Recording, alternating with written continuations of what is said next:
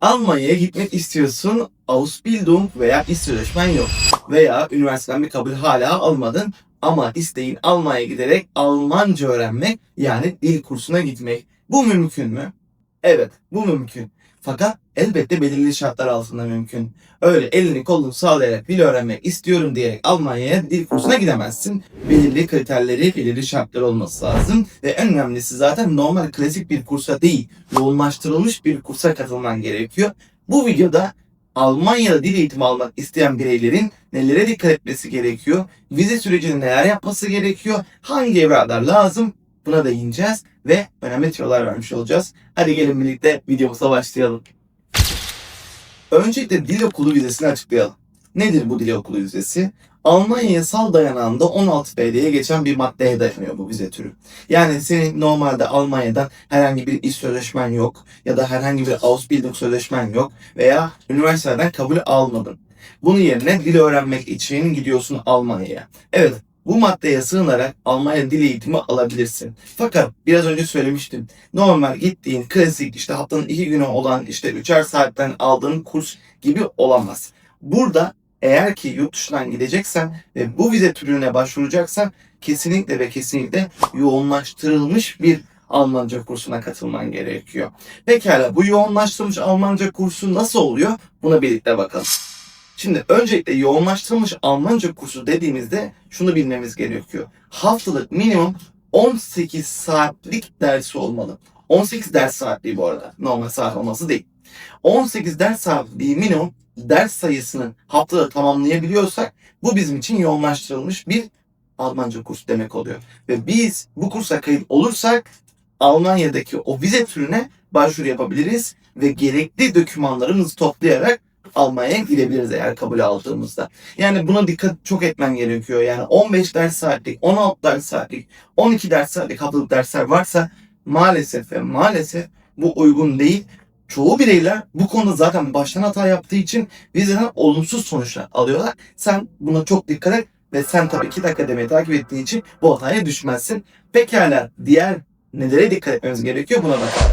Pekala, bak, yoğunlaştırma kursu da kaydoldun. Peki hangi seviyede bir kursa kaydolman gerekiyor? Yani ben işte A1 ve A2, B1, B2, C1, C2 belki de Almanya'da eğitim alabilir miyim? Buna imkan var mı? Düşündüğümüzde mantıklı geliyor. Neden A1'den başlamayasın? Fakat şöyle bir durum söz konusu. Almanya diyor ki A1 ve A2'yi bulunduğum ülkede almanı tavsiye ediyorum.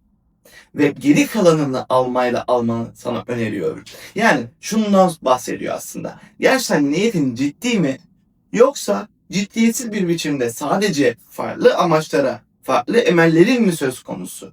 Yani aslında senin gidiş amacın kurs değildi de başka bir şey miydi? Belki de iltica etmek miydi? Bundan dolayı mı ülkeme gelmeye çalışıyorsun diye sorgulamaya çalıştığı bir alan burası. Çünkü eğer A1 ve A2'in varsa bir tık güvenilir hale geliyorsun. Ama hiç sıfırdan dün işte rüyanda gördün ve bugün karar verdin Almanya'ya gitmek istiyorsun. Buna konsolosluk maalesef ki inanmıyor. Bundan dolayı diyor ki A1 ve A2, yani A2 belgeni uluslararası geçerli olan belgelerle bana kanıtla, ver ve geri kalan B1, B2 ve C1 gibi kurları kaydını gerçekleştirerek Almanya bu seviyelerdeki eğitimlere gelebilirsin diyor. Sen işte gittin A1, A2, B1, B2 hatta C1 kursuna kaydoldun. Dedin ki çok da güzel işte oldu. 12 aylık belki de eğitim oldu. Kesin bana vize de verirler çünkü paramı da yatırdım bol bol.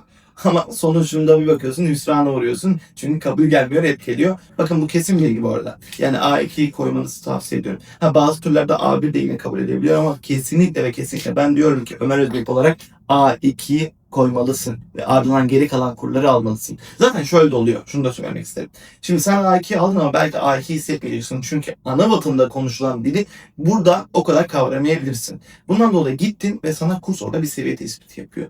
Ve bu sırada sen normalde örnek veriyorum B1'e başlayacakken bile kurs seni A2 Plus'tan mesela başlatabilir. Yani bu konuda kaygılanma. Kurs sen oraya gittiğinde de seni bir seviye tespiti yapıyor ve ona göre seni sınıfa alıyor.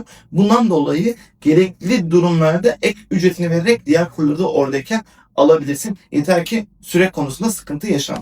Şimdi süre konusunda sıkıntı yaşamayalım dediğimiz için süreler ne kadar? Hadi gelin buna bahsedelim. Şimdi öncelikle bu süreler şöyle maksimum 12 ay diyebileceğimiz süreler olur dil kursunda. Sen 3 aylık da gidebilirsin, 6 aylık da gidebilirsin, 5 aylık da gidebilirsin ama maksimumumuz bizim 12 ay. Şimdi 3 aydan fazla gidiyorsan ne yapman gerekiyordu? Senin ulusal vizeye başvurman gerekiyordu. Daha önceki yaptığımız videolar var vize ile ilgili. Onu izlemediysen onu da izle. Çünkü senin işine çok fazla ilerleyecek o konuda. 3 aydan fazla olduğu zaman ulusal vize. 3 aydan azsa neydi? Schengen vizesi olacaktı. Bundan dolayı 12 ay süreyle istediğin şekilde bir kurs satımı alıp bu süre zarfında orada Almanya'da kalabilirsin. Tamam mı? Burada anlaştık. Pekala bu süre zarfında eğitime devam ediyorsun. Okey. Pekala çalışma iznin var mı? Buna beraber gelin bir de bakalım. Evet, kalış sürelerimizi gördük, öğrendik. Pekala ne dedik? Çalışma sürelerimizi de gördük. Pekala çalışıyoruz. Çalışırken ne kadar kazanabiliriz?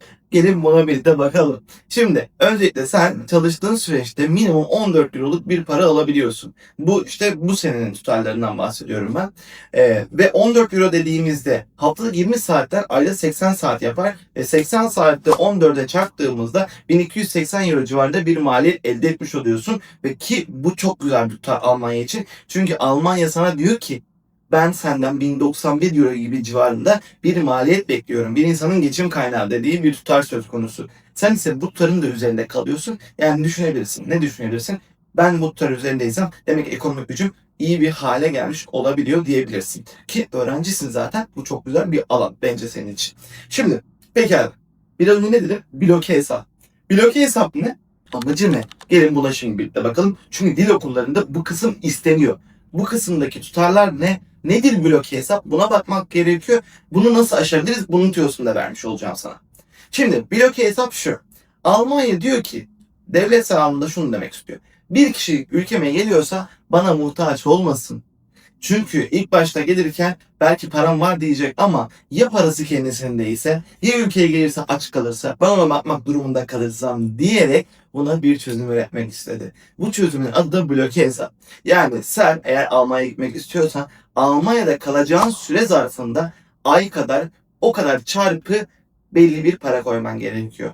Ben bunu düz hesap olsun diye 1000 euro diyorum ama 1000 küsuratlı 1 euro onu söylemek isterim. Şimdi 1000 euro 1000 çarpı işte 6 ay mı kalacaksın? 6 diyebileceğimiz bir tutar.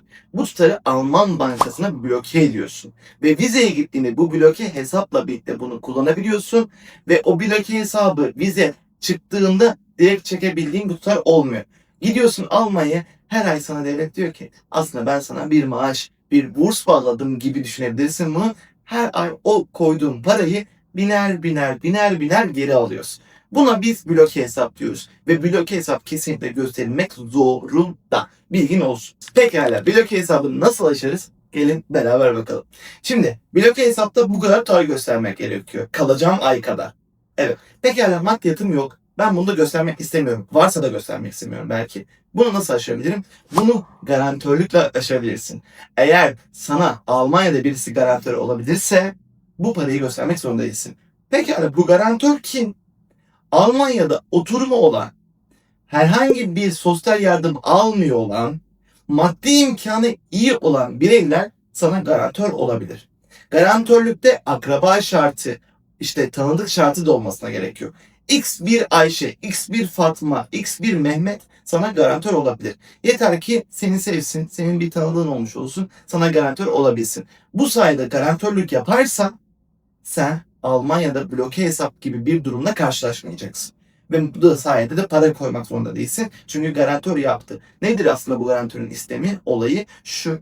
Diyor ki ben bu kişiye hem maddi manevi olarak destek çıkacağım dediği için o bloke hesaba ne oluyor? Gerek kalmıyor. Biz de bu sayede bloke hesabı garantörlük göstererek aşabiliyoruz. Evet, blokeyi yaptık veya garantörü gösterdik. Kurs kaydımızı yaptık ama hangi kurs kaydını yaptık? Yoğunlaştırılmış kurs kaydımızı da yaptık. Tamam, buraya kadar okey. Peki hala bunun dışında nelere dikkat etmemiz gerekiyor? Muhakkak sağlık sigortamızı da yapmamız gerekiyor. Sağlık sigortası olmazsa olmaz. Bilginiz olsun. Şimdi şunu da unutmanı istemiyorum. Şimdi sen yoğunlaştırılmış bir kursa kaydoldun ve bu belgeyi aldın ama sadece kayıt belgesini değil. Kursun sana bu tutarı ödediğine, yani kursun tutarını ödediğini de belgeleyen bir ödeme dekontu iletmesi gerekiyor. Bunu da muhakkak koy. Eğer bunu eksik koyarsan konsolosluk sana sıkıntı çıkartır. %100 çıkartır hem de. Bilgin olsun.